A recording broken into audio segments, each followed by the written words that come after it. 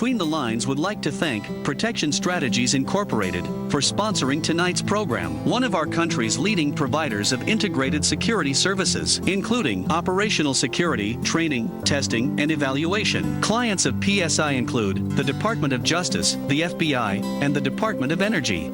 Ryan Spitzer, for Circuit Court Judge, is also sponsoring tonight's program. Ryan is a prosecutor and Army medic for 6 years and a lifetime Tennessean. A graduate of Vanderbilt Law School, Ryan is dedicated to serving the citizens of Anderson County. Judge Roger Miller is sponsoring tonight's program. Judge Miller is a lifetime resident of Anderson County. Judge Miller has adjudicated over 30,000 cases, both civil and criminal. Judge Miller is looking forward to continuing to serve Anderson County.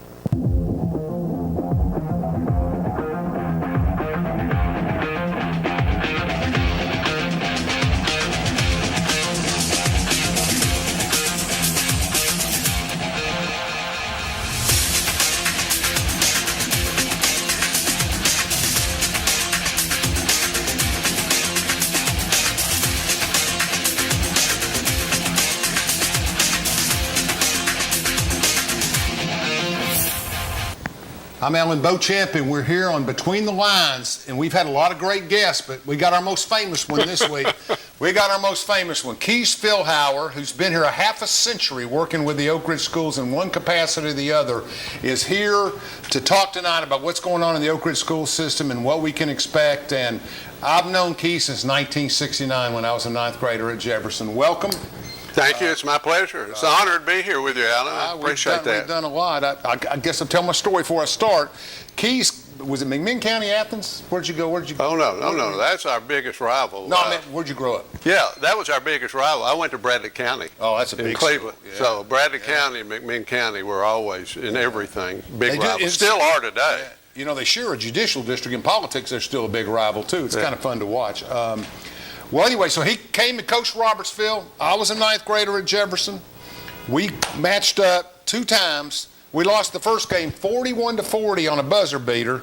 And then we came back 2 weeks later, and we were ahead by 5 points with 1:10 to go, and we lost 41-40 on a buzzer beater. And you know what's strange about that? The person who made the shot in the last minute was the same person, John 3, football player, and only 2 points he had.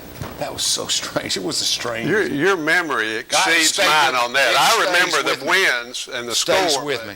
It never left me. Who made the shot. I got interviewed at Middle Tennessee when I was playing one time, and they said this was a heartbreaker to Western Kentucky. Have you ever had anything like that? I said, oh, yeah. And I went all the way back to ninth grade and told Monty Hale that I never could get past it. Never could get past it. Because 2 days and 2 weeks, but we had fun. We filled the gym, didn't we? Well, yes. My first Robertsville-Jefferson game, Coach Russell said, now you need to be ready. Yeah. And I said, well, why? He said, well, you know, we play at the high school. Yeah. And I said, the high school? He said, yeah, there'll be some people there. He just said some people.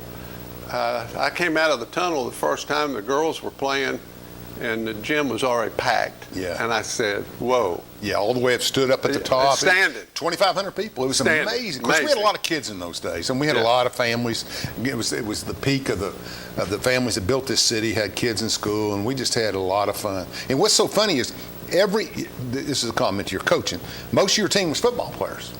I mean, I can go right down Jeff Fryer, Tim Fryer, John Three, Showboat Hall. I mean, I can go right down the list. And when time we got to the high school, none of them played basketball. Football players. Yeah, they're all football players, great athletes, better athletes probably. But myself and Doug Stewart, who was a great athlete, and some others. Of course, Otis came up a year behind us. But by the time we got up there, Muckenthaler was on our side. You know, Steve White played for you, right? He did. Steve played point guard for us. And God rest his soul, he passed away last year. But he, those were some fun days. And so you went from coaching and teaching civics, which was my favorite subject. Tell us how it progressed. Where'd you go after that? Well, just to drift back just a little bit. A little bit. Teaching and coaching at Robertsville. When I came to Robertsville, we had boys basketball. Okay. Didn't have girls basketball at that. That's right. At that first year time. Right. We had ninth grade and eighth grade. And Winston coached eighth grade. And Winston coached the eighth grade. We had football. Winston was the head coach. I was his assistant. And we had track. Winston was the head coach, and I did whatever he told me to do. Winston, he knew track. Because he knew track. I knew nothing about track. I learned a lot about track, but that's all we had, and I were the only two coaches at that time. And Winston ran track for the University of Tennessee. Under Chuck Rowe. Yeah, under Chuck, that's correct. Yeah. So you stayed there how long as a civics teacher? Stayed there until we moved the 9th grade to the high school. Wow, 30 years plus, right? 31 years. Wow. Well, counting moving to the high school, because when we moved the 9th grade, I went with the 9th grade because I wanted to continue the civics program. That's what I enjoyed doing. Right. So I finished out my teaching and coaching career, coached last with Chuck Carringer, the freshman team at the high school. Mm-hmm. Finished there. And I'll tell you, this is, I can't believe I'm saying this when I tell you this in a minute, but health-wise in my family, both of my parents' health took a turn for the worse at the same time.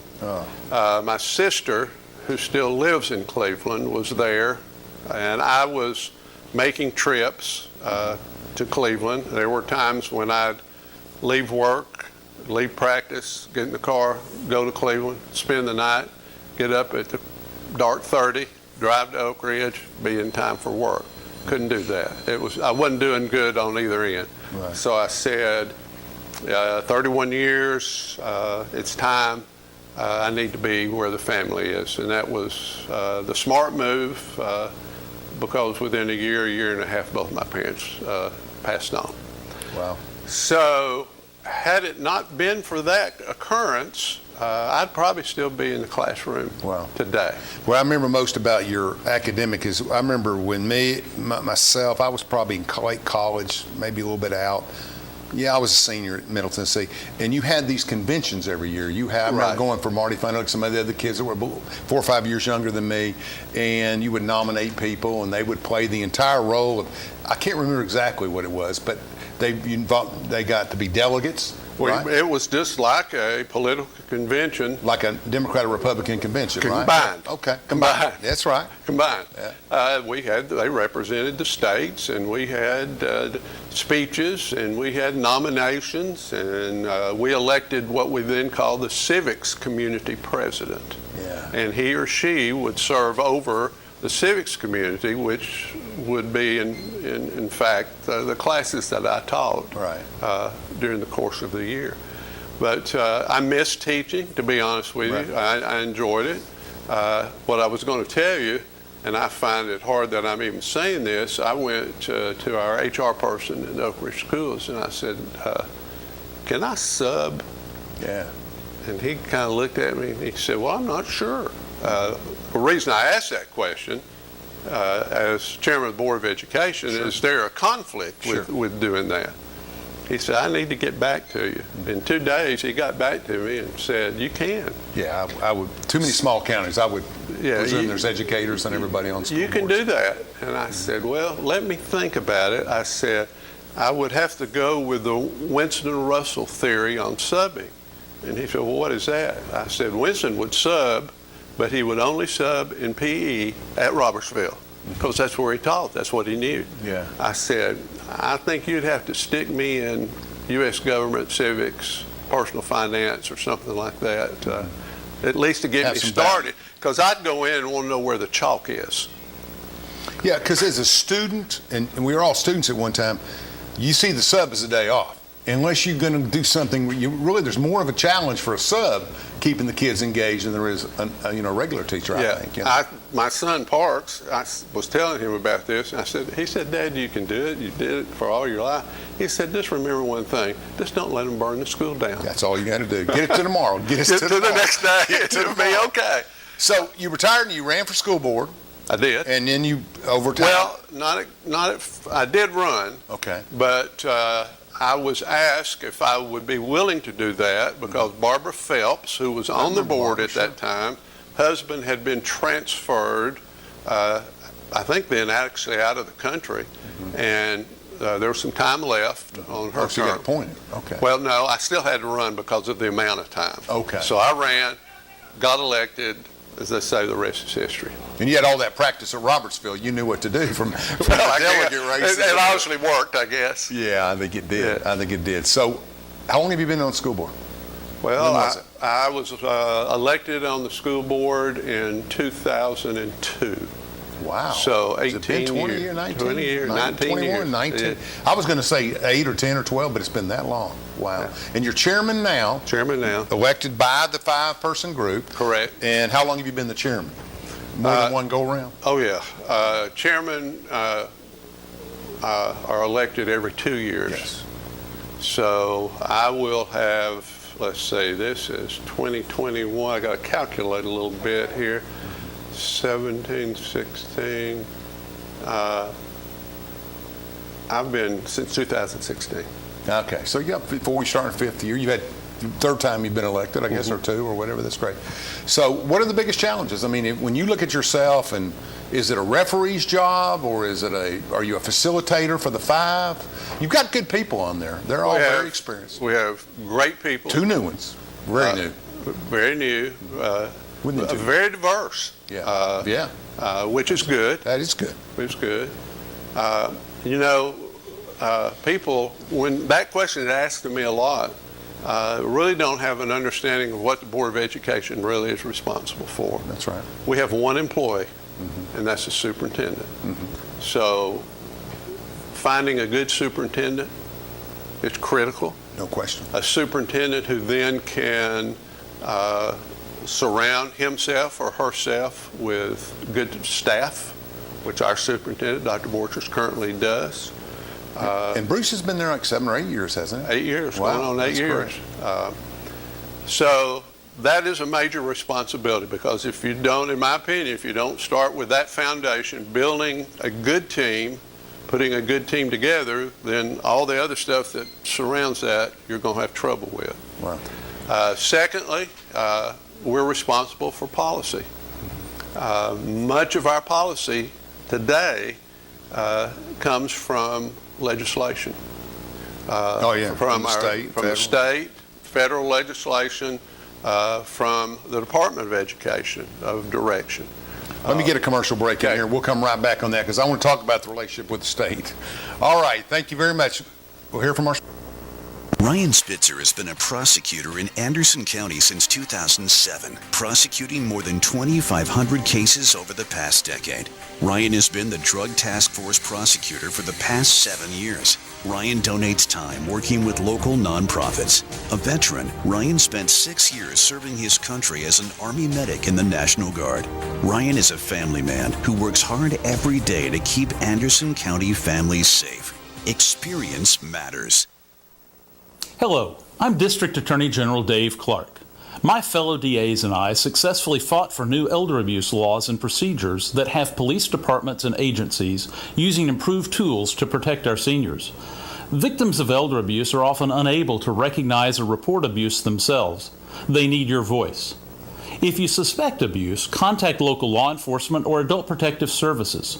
Let's work together to protect our seniors.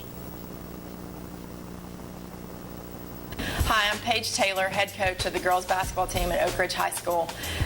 We are traveling to Phoenix this year to play before Christmas and are needing to do some fundraising. And in September, we're going to have an auction here. We're going to have it on Monday, September 20th at 7 p.m. We'll have hundreds of items to auction. Should be one of our biggest ever, so please tune in to Channel 12 or watch us streaming on Facebook Monday, September 20th, 7 p.m. Roger Miller is a conservative and lifetime resident of Anderson County who has served as Sessions Judge since 2014. Judge Miller has adjudicated more than 30,000 cases, both civil and criminal, over the past 7 years. Roger is a graduate of Clinton High School, and he volunteers time coaching youth sports and serving as an instructor. A paramedic for 12 years, Roger worked saving lives at the Anderson County EMS, MedFlight 5, and Methodist Medical Center. In 2022, let's re-elect Roger Miller, General Sessions Judge. Between the Lines would like to thank Protection Strategies Incorporated for sponsoring tonight's program, one of our country's leading providers of integrated security services, including operational security, training, testing, and evaluation. Clients of PSI include the Department of Justice, the FBI, and the Department of Energy.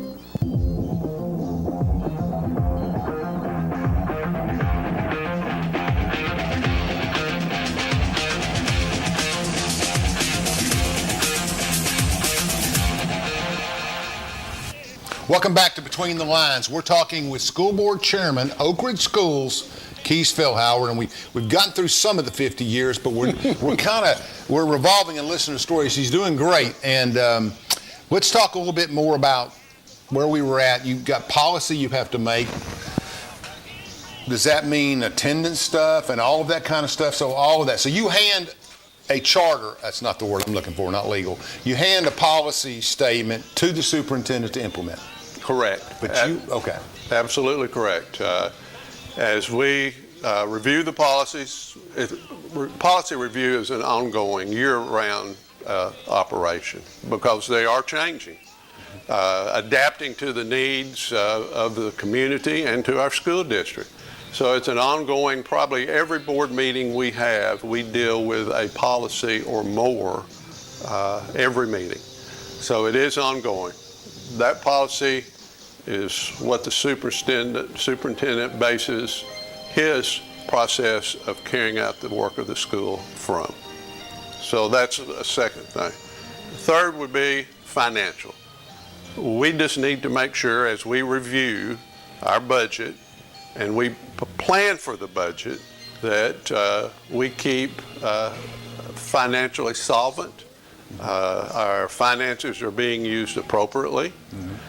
We, in budgetary operations, when the budget is presented to us, we review the expenditures on that budget line item by line item in a public meeting, with an opportunity for the public to come, if they choose, and voice their concerns or opinions on how money is being spent.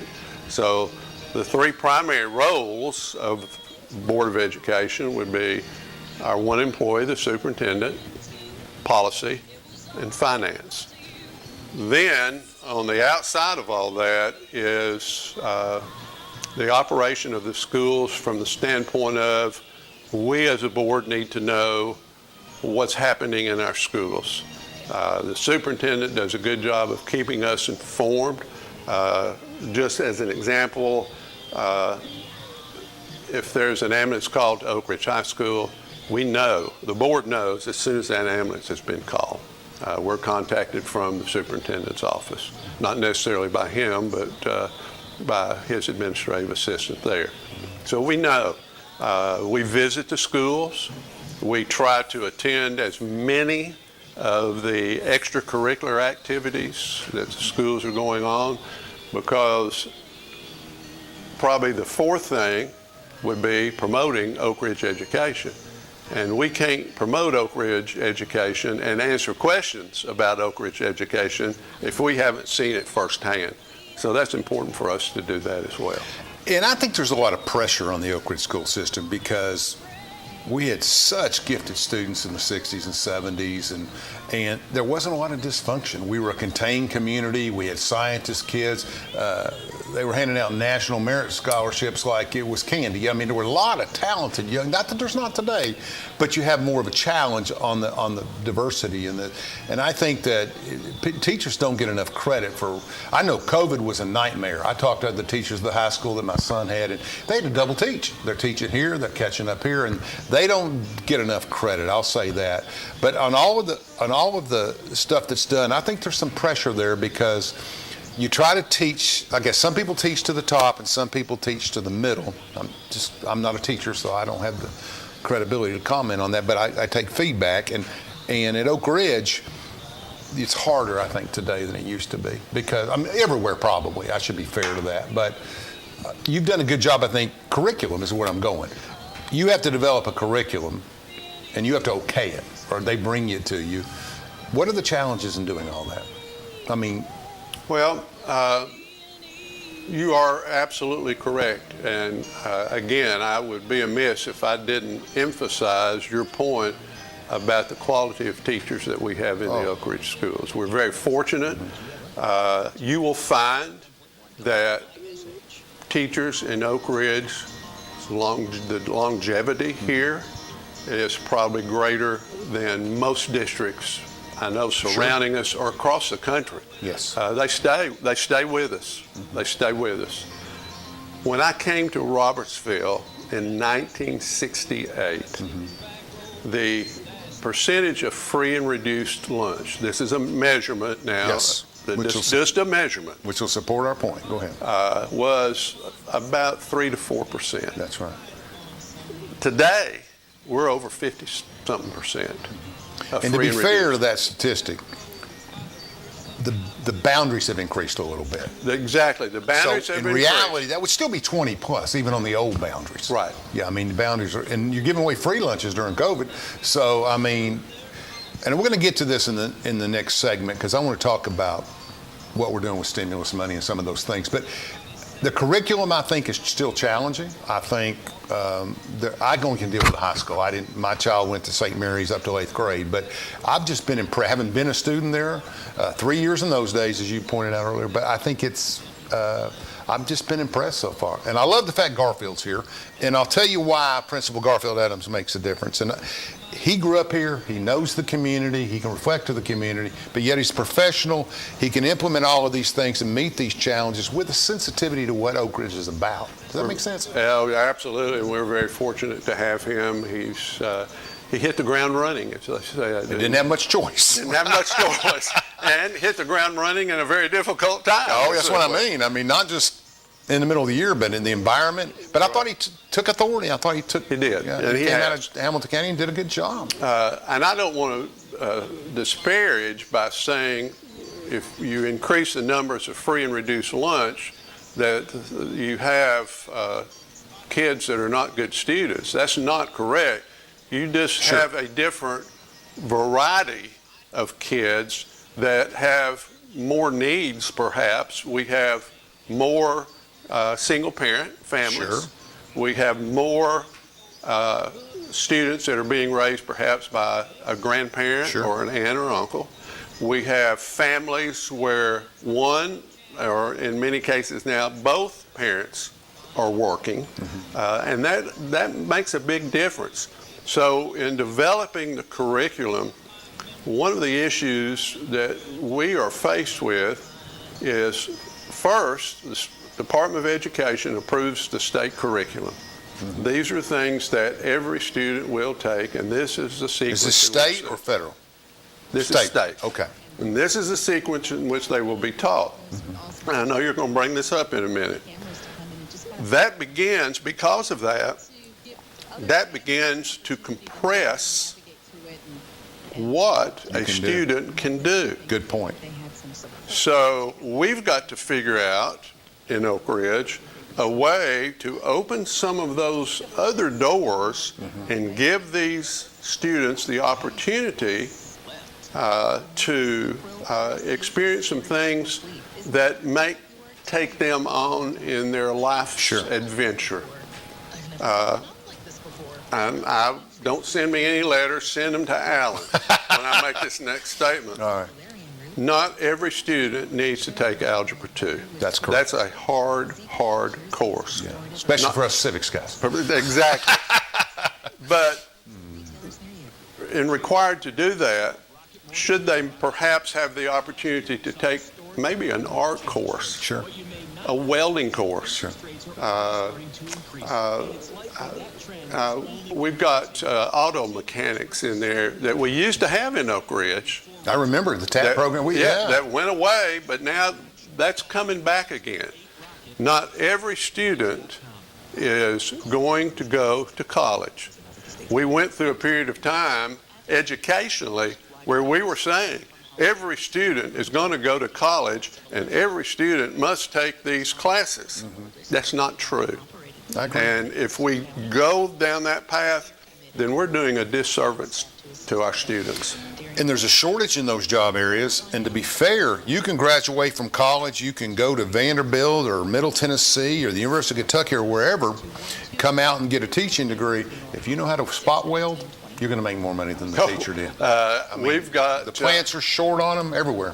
We've got students that graduated from Oak Ridge High School with certifications in welding that are welders right now out at Y-12 facility. Oh, yeah, they're short. And Yeah. I mean, I work in that industry, and I hear it all the time. Do you know where we can get some of this? I mean, it's always the technical trades are recycling now. They're starting to develop more Yes, in the they rural are. areas. So, and I agree with you. I think we can't let the state limit the diversity of our academic programs. I agree. We've got to do a better job, and I think we are doing a better job of listening to our professional community and saying, this is what we need. This is what I need a student coming out of high school, or a student going on to 2 years or 4 years or whatever. These are our needs, and you've got to help us find this workforce so we can survive. And for a while we didn't do, and when I say we, I'm talking about education and the whole scope of it. We just got to do a better job of that, of finding that pathway. One of the things that we have now, it's a kind of a combination of several things we were doing, but we call it Portrait of a Graduate. Mm-hmm. As a graduate, what does my portrait look like? Mm-hmm. Where is it going to take me? Mm-hmm. And then we've got to find in that portrait, I'm not an artist, but if you're an artist, you use different colors as an example. What are those different colors that fit your educational path? And those colors translate into classes. That's right. And you develop the guidance counselor can sit down and develop a curriculum to what, and it's often hard to know what a ninth grader wants to do. Well, sure. But by their junior year, it's no different in college. I declared my major in college my junior year. I was playing basketball and having fun, and I said, I better put something in there, So, I mean, it just is, it's helping them get to where they need to go. And I agree with you.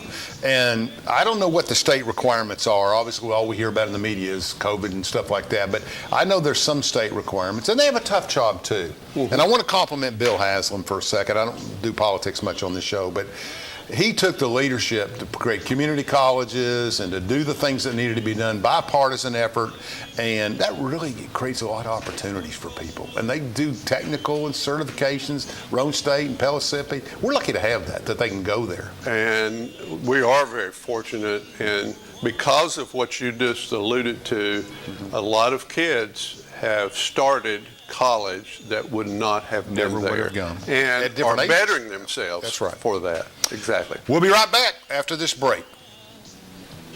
Good job.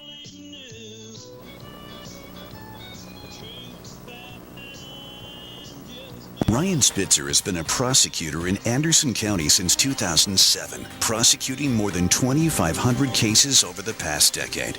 Ryan has been the Drug Task Force prosecutor for the past 7 years. Ryan donates time working with local nonprofits. A veteran, Ryan spent 6 years serving his country as an Army medic in the National Guard. Ryan is a family man who works hard every day to keep Anderson County families safe. Experience matters. Hello, I'm District Attorney General Dave Clark. My fellow DAs and I successfully fought for new elder abuse laws and procedures that have police departments and agencies using improved tools to protect our seniors. Victims of elder abuse are often unable to recognize or report abuse themselves. They need your voice. If you suspect abuse, contact local law enforcement or Adult Protective Services. Let's work together to protect our seniors. Hi, I'm Paige Taylor, head coach of the girls basketball team at Oak Ridge High School. We are traveling to Phoenix this year to play before Christmas and are needing to do some fundraising. And in September, we're going to have an auction here. We're going to have it on Monday, September 20th at 7 p.m. We'll have hundreds of items to auction. Should be one of our biggest ever, so please tune in to Channel 12 or watch us streaming on Facebook Monday, September 20th, 7 p.m. Roger Miller is a conservative and lifetime resident of Anderson County who has served as Sessions Judge since 2014. Judge Miller has adjudicated more than 30,000 cases, both civil and criminal, over the past 7 years. Roger is a graduate of Clinton High School, and he volunteers time coaching youth sports and serving as an instructor. A paramedic for 12 years, Roger worked saving lives at the Anderson County EMS, MedFlight 5, and Methodist Medical Center. In 2022, let's re-elect Roger Miller, General Sessions Judge. Between the Lines would like to thank Protection Strategies Incorporated for sponsoring tonight's program, one of our country's leading providers of integrated security services, including operational security, training, testing, and evaluation. Clients of PSI include the Department of Justice, the FBI, and the Department of Energy.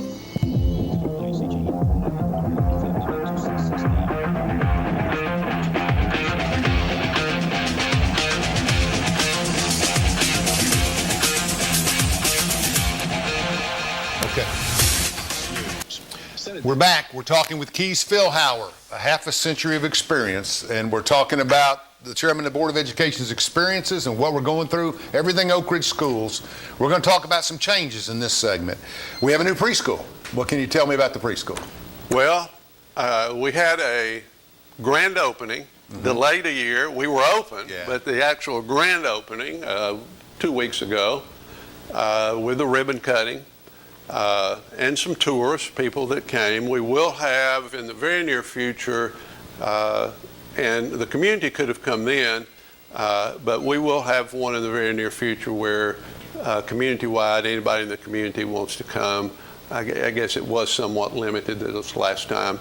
But when that does occur, I would encourage the community to visit. They need to see what we have. They'll be very proud of it.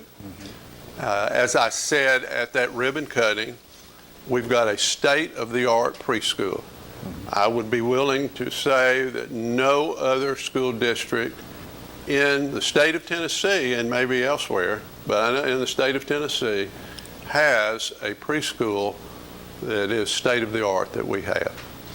But I also added, you can have a beautiful building, and you can have a state-of-the-art facility, but if you don't have the quality education person to put in there, the quality teacher, the leadership, it's not going to be any better. Just a building. Just a building.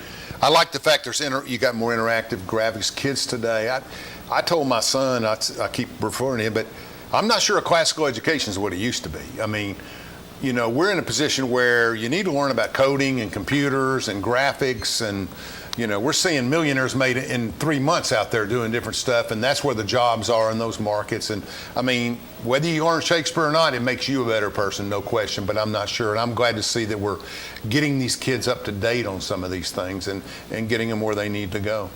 Tell me what's behind the decision for block scheduling. I kind of like it because it's college-like, and it took me 12 years to get through. You know, I'm just kidding, but I like block scheduling. I mean, well, I will use myself as an example. This discussion has not just happened. We've had this discussion as a board on several occasions, and the board was not real satisfied at that time. The leadership in the high school really didn't push it. It was just kind of a thought that was being discussed. Dr. Adams came, took a look at some things that we were doing, felt like that this was the time that we needed to give this a try. I initially, years ago, I would not have been a supporter of it. My reason being at that time, I felt like that then, when you finished your first block and then moved on, it wouldn't be until the end of the year until that test, final state test, would be given. So that's an issue. Yes, sir.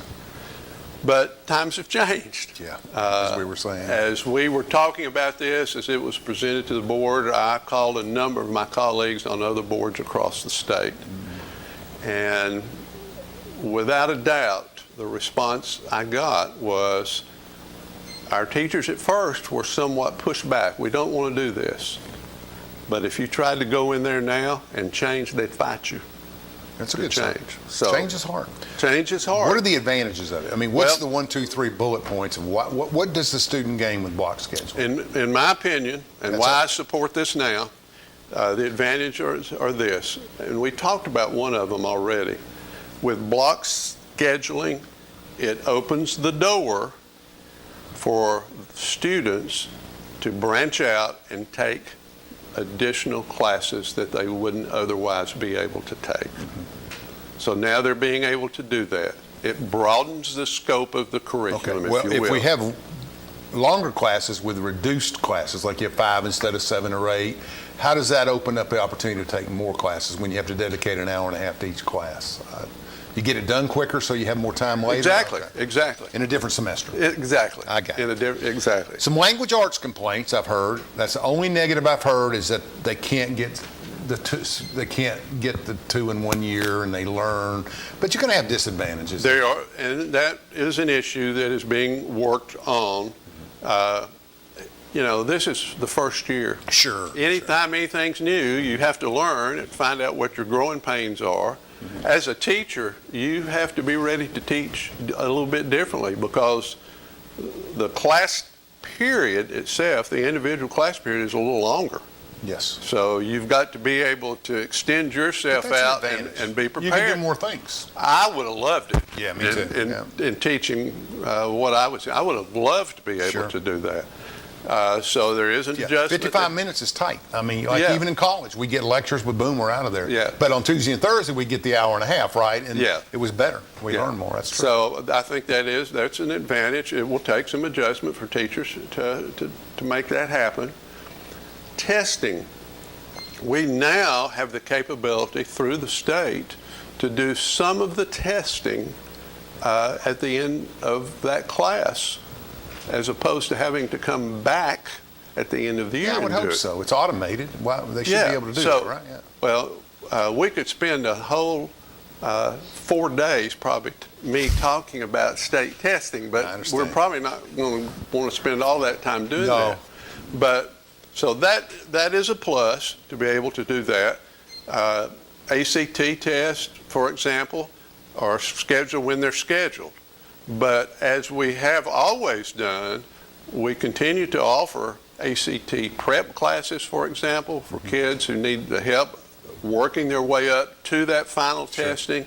There will be additional prep tests to help kids prepare. If there is a class that maybe you don't get that final test till the semester, to kind of come back and get a prep on that to be prepared. So steps are being taken, so you can't say, well, I took the class and then I forgot everything I learned. We're not going to let that happen. There are ways, either the testing earlier, prep classes to help get prepared for the test. We think that as a result of this, in the long run, we're going to see better graduation rates. We're going to see improvement on ACT scores. We're going to see improvement on grades. I think you engage the subject longer, you learn more. I would be inclined guessing that would be absolutely true.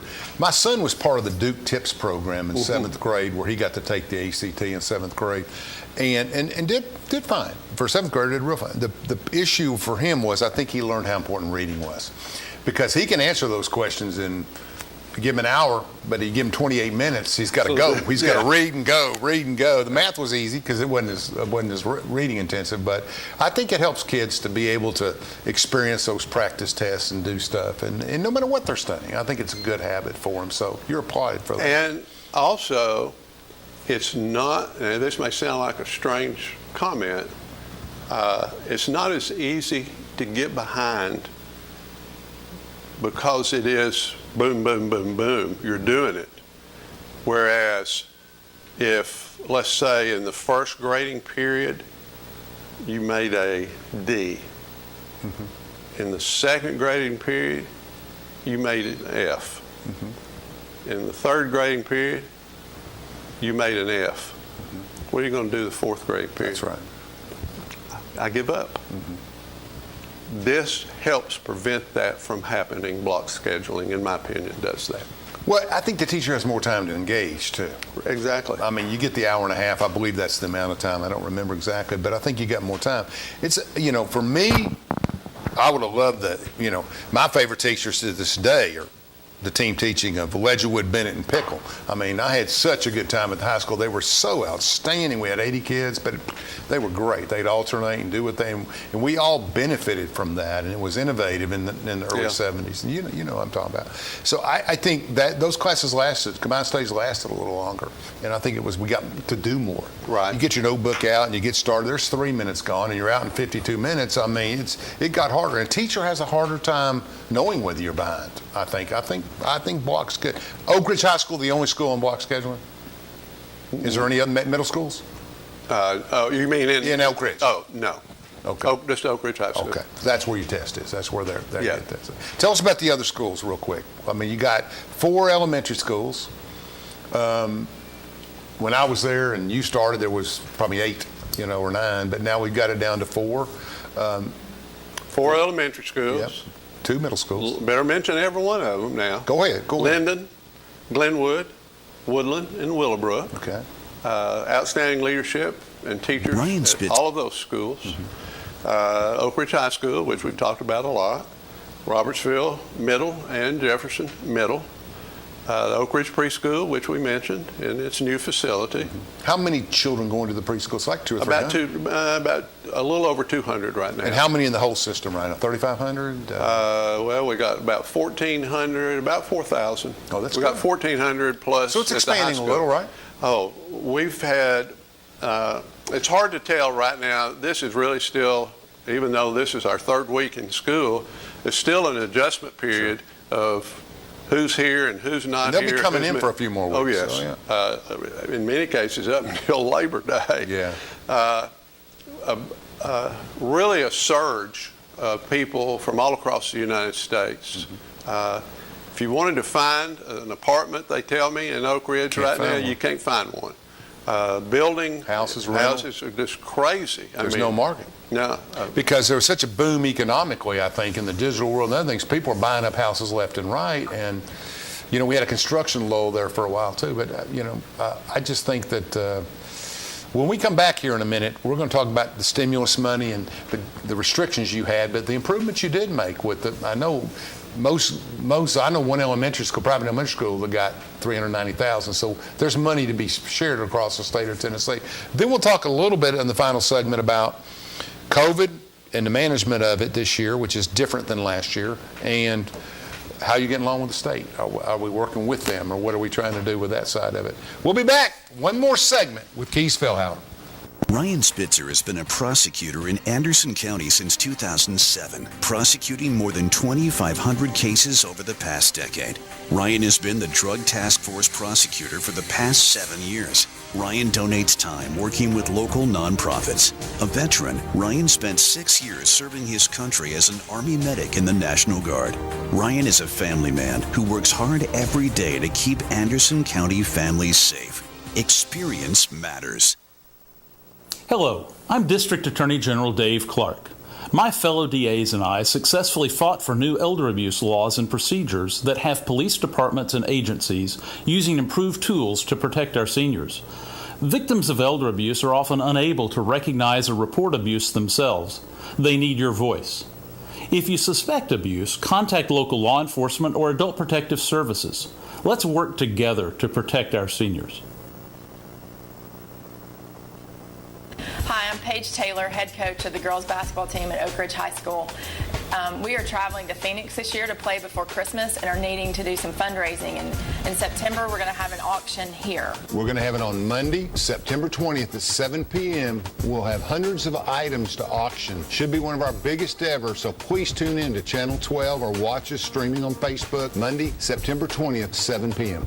Roger Miller is a conservative and lifetime resident of Anderson County who has served as Sessions Judge since 2014. Judge Miller has adjudicated more than 30,000 cases, both civil and criminal, over the past 7 years. Roger is a graduate of Clinton High School, and he volunteers time coaching youth sports and serving as an instructor. A paramedic for 12 years, Roger worked saving lives at the Anderson County EMS, MedFlight 5, and Methodist Medical Center. In 2022, let's re-elect Roger Miller, General Sessions Judge. Between the Lines would like to thank Protection Strategies Incorporated for sponsoring tonight's program, one of our country's leading providers of integrated security services, including operational security, training, testing, and evaluation. Clients of PSI include the Department of Justice, the FBI, and the Department of Energy.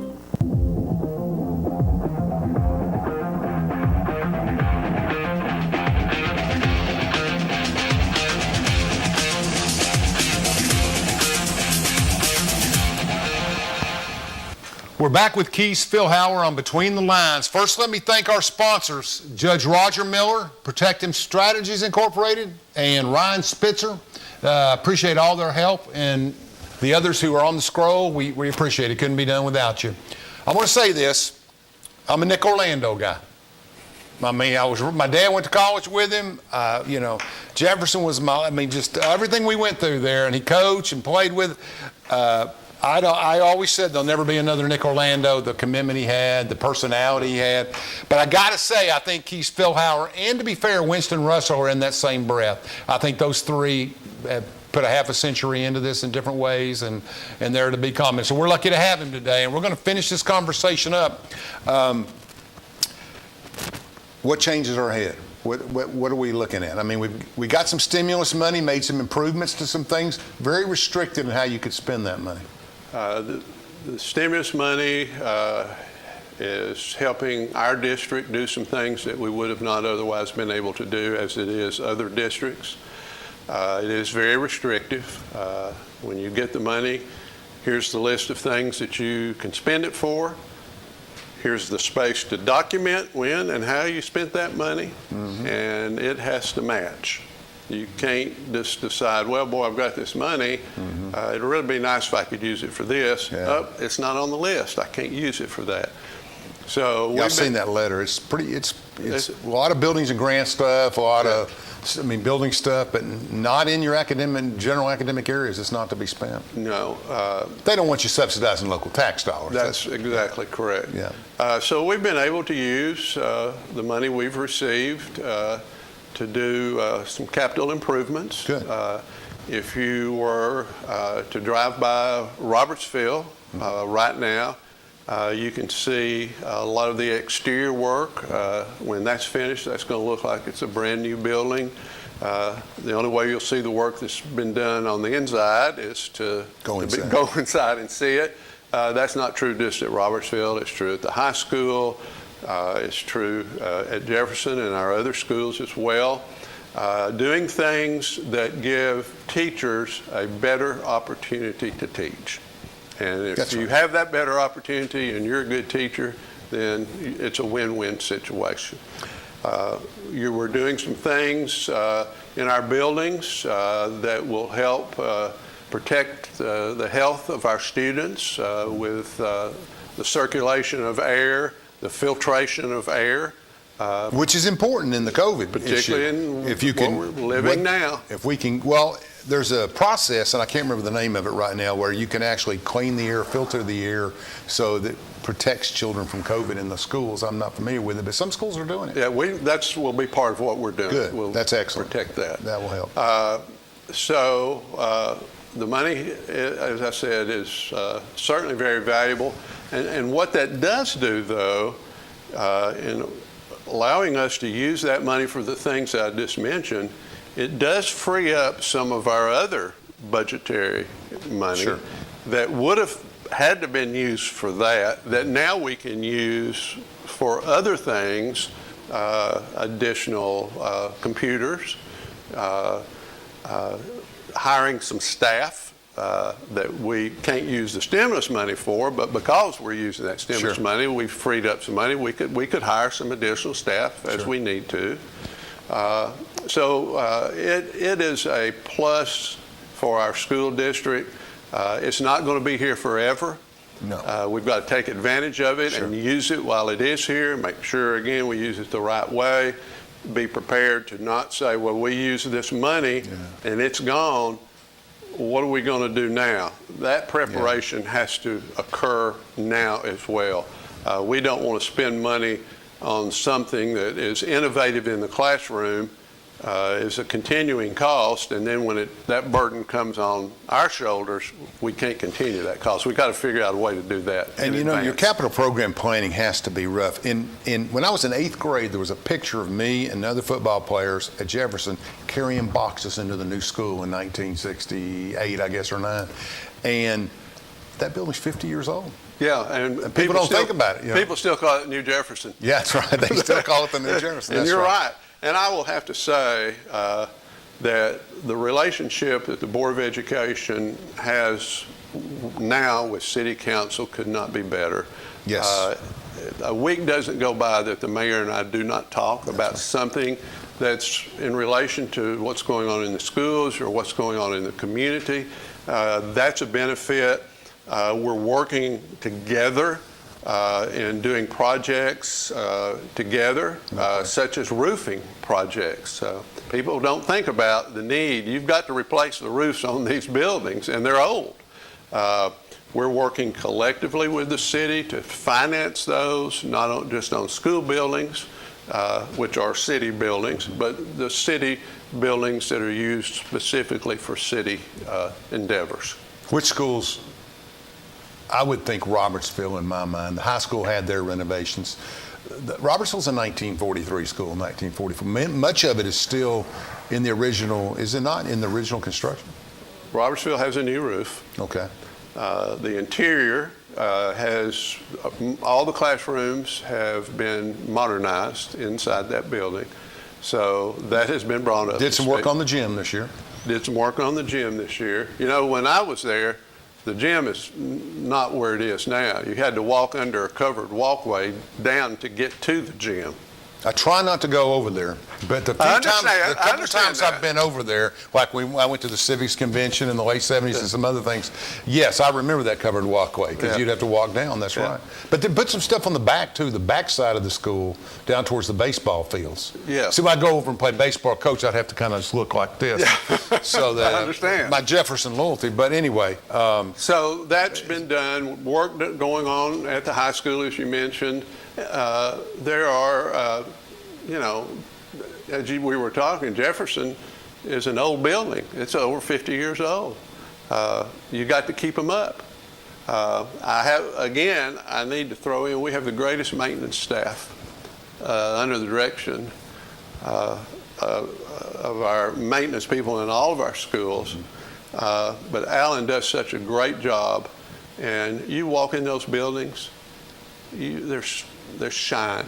You know, and they take pride, the maintenance staff, the custodial staff, they take so much pride, just like everybody else in the building takes pride. And it's all teamwork. It's all a teamwork. Everyone's is important to keep that operation going smoothly. As we were working on I was very active in the Blankenship turf upgrade and raised money and did some stuff and was down there. And Alan and his team was very helpful. I mean, they were, you know, they really worked hard at it. And there was a big thing. Is this a city? Is this the schools? You know, we all went through all that. And it was kind of a shared thing. Yeah. But I want to comment on Warren Gooch. I've been through a lot of mayors, and so have you. And he, you know, and there's been some good ones, and there's been some mediocre ones. And but Warren is probably the most proactive. We're going to find a way to get this solution through that I've probably experienced at least since the 25 years I've been back home from the road. But he gets a lot of credibility. Town Center wouldn't have happened without him. A lot of the school work. I think the team on both sides is good. I really agree with you. I think that's good you pointed that out. And the superintendent and the city manager meet weekly to discuss, much like the mayor and I do. You know, the term communication is overused, but if you don't communicate, you're going to be in trouble. It is. This is that communication line. Superintendent, city manager, mayor, and I have been extremely beneficial. The Speaker of the House in Tennessee has been on a rampage this week, going across talking about anybody puts a mask mandate, anybody does this, we're going to call the sessions back together. Being in that world, not the education world, I don't think there's much momentum from the lieutenant governor or the governor to do that. There's a way to do it correctly, and I want to compliment the Oak Ridge schools as having a son in there. And Stephanie does a wonderful job too. And Garfield, we give him a lot of credit, but Stephanie Thompson, I believe, is that the right name? She just does a wonderful job communicating. I have had better communication from Oak Ridge High School in 12 months, and I don't know how they do it. I made the joke earlier about the English teacher, a new English teacher, Mr. Stebbins. I'm just going to give him credit. I'd ask about an assignment, he'd be climbing a tree in the Smoky Mountains. He'd respond. I mean, this guy was everywhere. He's bright, and we're just getting good people in our schools. We are, absolutely. And I'm just in our management team. We have a new vice principal. I haven't met him yet. Didn't Garfield get a new vice principal this year? Yes, he did. Yeah. I haven't met the gentleman, but I've seen it on the media. But I really don't have any complaints. I mean, I do one. The traffic in the morning needs to get around that car. Everybody in town's talking about it, but it's moved. It's not there anymore, so I feel good about that. But everything else is good. I think nobody uses the A building. I mean, I call it A building. You know, on the back, on the church side where the pick up over there on the what is that road? Where the 911. Oh yeah, but on Providence Road. I mean, everybody wants to come. Everybody wants to come to the front, and you go right out Providence Road. If you're in the A building, which I call the A building, the science labs or whatever, you just go out the door. Yeah. I wish that might thin out things a little bit. Yeah. Et cetera, et cetera. It's certainly been, the last few years have been interesting to say the least. People said often, as they continue to say, hopefully someday we'll be back to normal. I'm not sure what normal is going to be again. It's different. We've got to be prepared. This is not going to go away tomorrow. No. It's like the flu. The flu's still with us, yes. And we've got to take steps. Everybody needs to take a step to try to protect, prevent, and be healthy. My problem with the overall strategies of treating COVID, not problem, that's a bad word. The conclusion that this works and this works is that the collateral damage to these kids on some of these solutions, you know, they're not interacting with other kids. My son was in 9th grade last year. He's meeting people this year. They all had masks on last year. I mean, there's some collateral damage, I think. Virtual learning was tough on teachers. I mean, they deserve so much credit. And the $500 bonus they got, as I read from the Oak Ridge schools, was inadequate. I mean, for all that they did, it was inadequate. But then again, you got a job to do and you got a budget to run, and I understand those things. But I really think that the high school's approach this year, that Stephanie was going to say, is addressing it school by school, environments, looking at thresholds, trying to deal with it, is the professional way to do it. I'm really been impressed with the strategy so far this year. And I obviously agree with that. Yeah. It's a day-to-day operation. You don't know what's going to impact us tomorrow or the next day. The TCAP test scores will be released to the public Thursday. And that's for last year? For last year. Yeah, that'll be interesting. We already know there, in some areas, there's deficiency. Sure. As in every school district in the state, or the nation. That's and true. there'll be surprises that in some areas we held our own or made some progress there. So you got to go back, and that has to be attributed to the hard work of our teaching staff for that progress there. We are looking at all the surrounding information, all the factual information. Look at each school right now individually. We just, because of the daily increase in cases, put mask on our students and staff at Willowbrook. How long they will be on? Depends. This depends. We don't know. We've got a number of schools that have 0 cases. Yes. There would be no reason to put masks on those students and staff. And I know we're going to do everything possible to provide an environment of learning that is safe and healthy for our staff and students. If it comes to a mask mandate and that's what's going to provide that, that's what we'll do. But at the point in time, we have to be concerned that the learning loss of our students doesn't take another hit as well. That's correct. A double impact right there could occur. You mentioned your son making friends because he's now just seeing their face for the first time. Yeah. Imagine teaching a class with a mask on, with 20 individuals with masks on, and attempting to have conversation at work. We have 60 seconds. I want to compliment the robotics program. I've had some experience. What a great program at Oak Ridge High School. I mean, and the quality of people, the volunteers and other people with the robotics program have made that really, it's a way that you get a little bit ahead. Yeah, I appreciate you coming. Anytime. It went fast, didn't it? Just like we always do. It was over before we started. It was. Almost. You're doing it great. Thank you, and thank you for keeping involved. I mean, it would have been easy to go to the house, but you've stayed involved. You've helped these kids. And our experience on the school board's made all the difference, I think. Thank you guys for watching. We'll be back next Thursday night at 7 o'clock.